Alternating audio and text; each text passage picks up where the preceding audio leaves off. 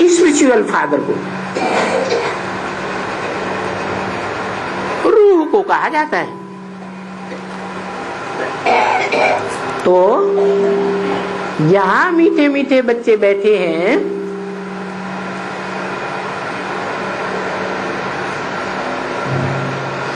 Class में बैठते हैं तो अंदर में आता है बाबा आ जावे,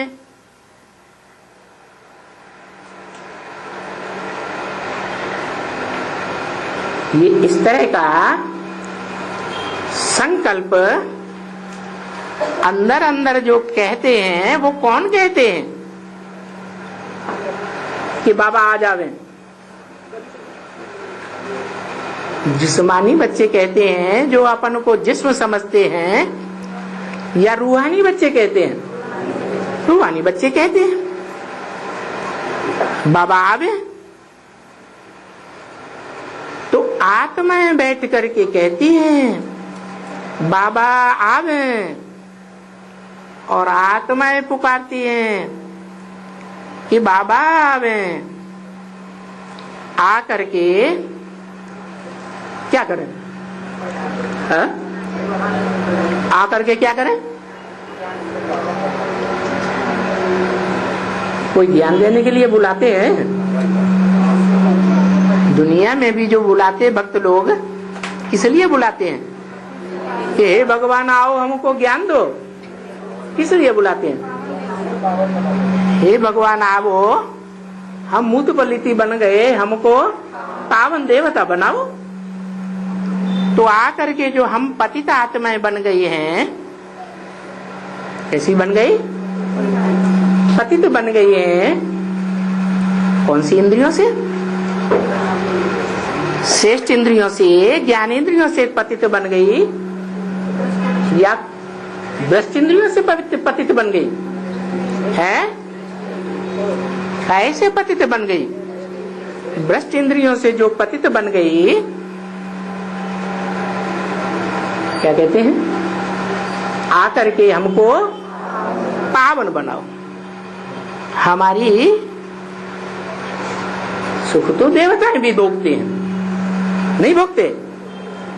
लेकिन हमारी आदत ऐसी पड़ गई है कि हम भ्रष्ट इंद्रियों से सुख भोगने के आदी हो गए,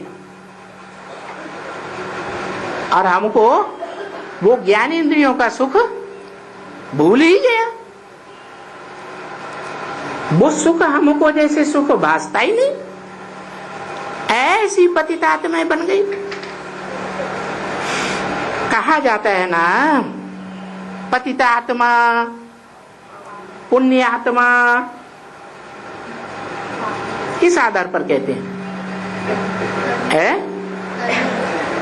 पतित इंद्रियों से कर्म करे तो पतित आत्मा, और ज्ञान इंद्रिय जिन्हें श्रेष्ठ इंद्रिय कहा जाता है तो श्रेष्ठ आत्मा। तो जब पतित आत्मा है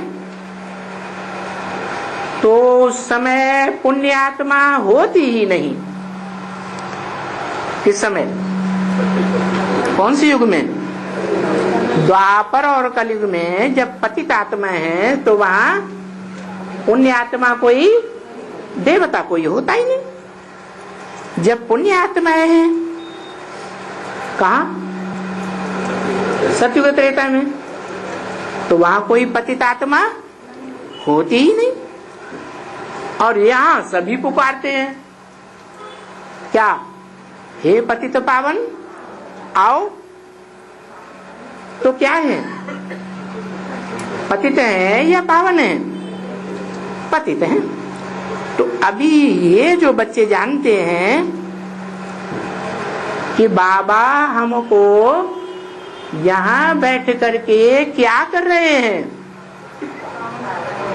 हैं? पावन बना रहे हैं।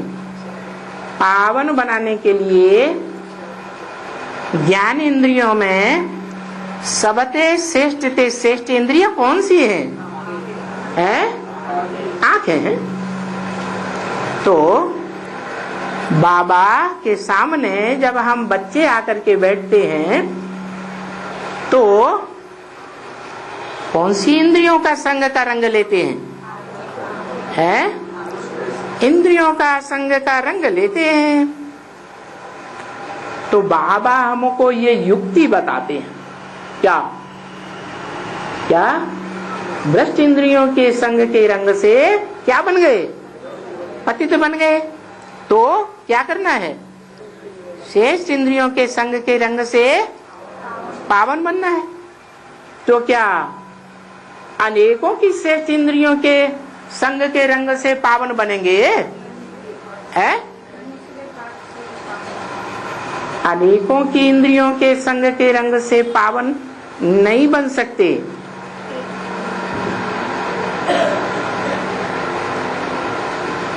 और जो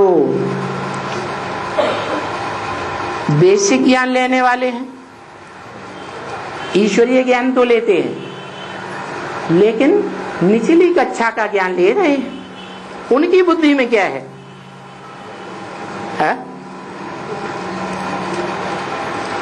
अनेकों के ज्ञान इंद्रियों से खास दृष्टि का संग का रंग लेने से हम पावन बन सकते हैं या नहीं बन सकते हैं? वो क्या समझते हैं? बच्चा बुद्धि स्टूडेंट है, वो समझते हैं हम पावन बन सकते हैं। और तुम क्या समझते हो?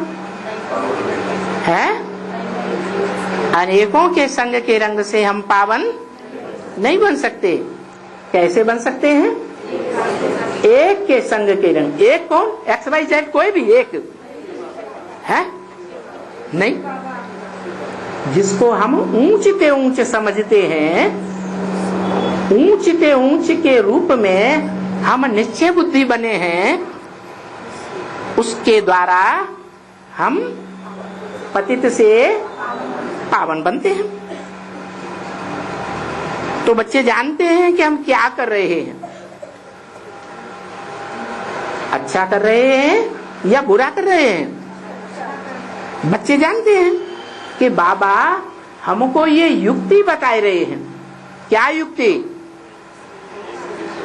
कि जो विधर्मी धर्म पिताएं हैं, विदेशी हैं, विविचारी हैं, विविचार को बढ़ावा देने वाले हैं, भ्रष्ट इंद्रियों के सुख को बढ़ावा देने वाले हैं, उनके संग के रंग में आने से हम भारतवासी क्या बन गए? हैं? पतित बन गए। तो अब क्या करें? हैं? अब पावन बनने के लिए क्या करें? हम भारतवासी तो पहले देवताएं थे, अभी तो हम पतित मनुष्य बन पड़े। तो पतित से पावन देवता कैसे बने? उल्टी सीढ़ी चढ़नी पड़े या नहीं चढ़नी पड़े? तो उल्टी सीढ़ी चढ़ने की युक्ति बताई। क्या करना पड़े? पहले उस एक को समझना पड़े, जिस एक के संग के रंग से हम पतित से पावन बने। किस एक को समझना पड़े? एक ज्योति बिंदु शिव बाप को है। एक ज्योति बिंदु को समझने से हम पावन बनेंगे या नहीं बनेंगे? अरे एक की ही तो बात हो रही है। तो एक को हमने जान लिया कि एक ज्योति बिंदु है आत्मा, जिसको हमने समझ लिया कि वो आत्माओं का बाप है, तो उसके संग के रंग से हम पावन नहीं बनेंगे? हाँ बनेंगे। ब्रह्मा कुमारियां भी यही कहती हैं। हाँ? वो नहीं कहती है कि एक बिंदु के संग के रंग से हम पावन बनेंगे? कहती है या नहीं कहती? तो बनेंगे। क्यों नहीं बनेंगे? है?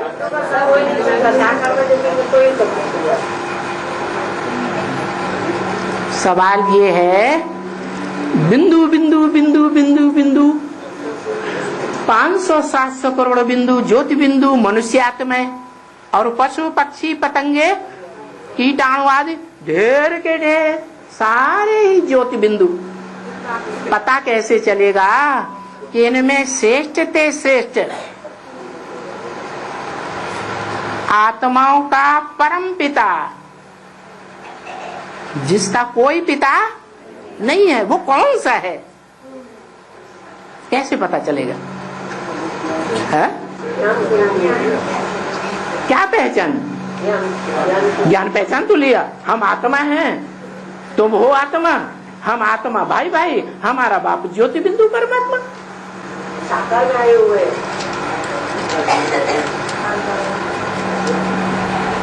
जब तक मीडिया न हो तब तक हम उसका संग का रंग नहीं ले सकते।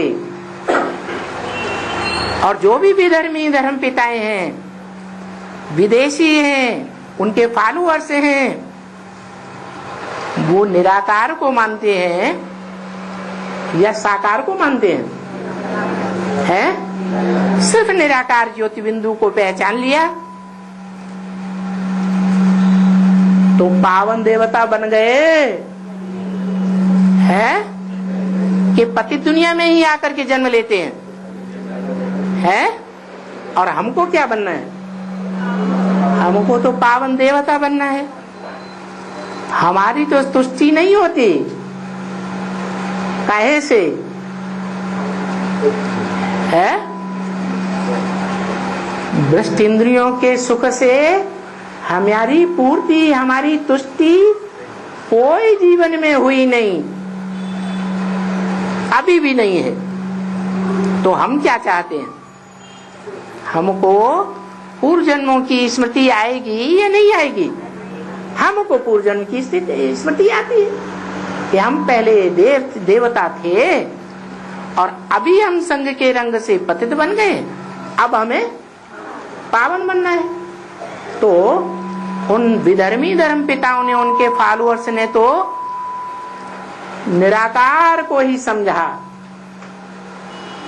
इसको समझा? सिर्फ निराकार की बेसिक नॉलेज ली, एडवांस की गहरी नॉलेज के ऊपर उनको विश्वास नहीं हुआ। क्या गहरी नॉलेज? कि निराकार का संग का रंग लगता नहीं, और निराकार ही अगर हमारा बाप है तो निराकार से निराकारी वर्षा मिलेगा या साकारी वर्षा मिलेगा? निराकारी वर्षा क्या होता है? निराकारी वर्षा क्या? तो बस ज्ञान मिल जाए उससे पूर्ति हो जाएगी। क्यों?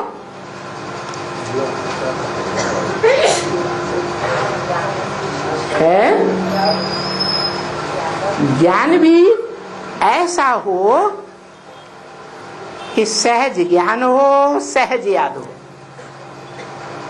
क्या निराकार बिंदु को याद करना सहज है, या निराकार जिस साकार मुकर्रर रथ में आकर के नई सृष्टि रचने का सारा कार्य कराता है, उसको याद करने से हमको प्राप्ति होगी?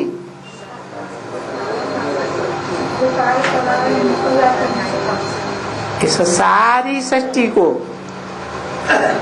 नई सृष्टि बनाना, 5 तत्वों वाली नई सृष्टि बनाना। 5 तत्वों का अच्छे से अच्छा उदाहरण है मनुष्य का शरीर, देवताओं का शरीर।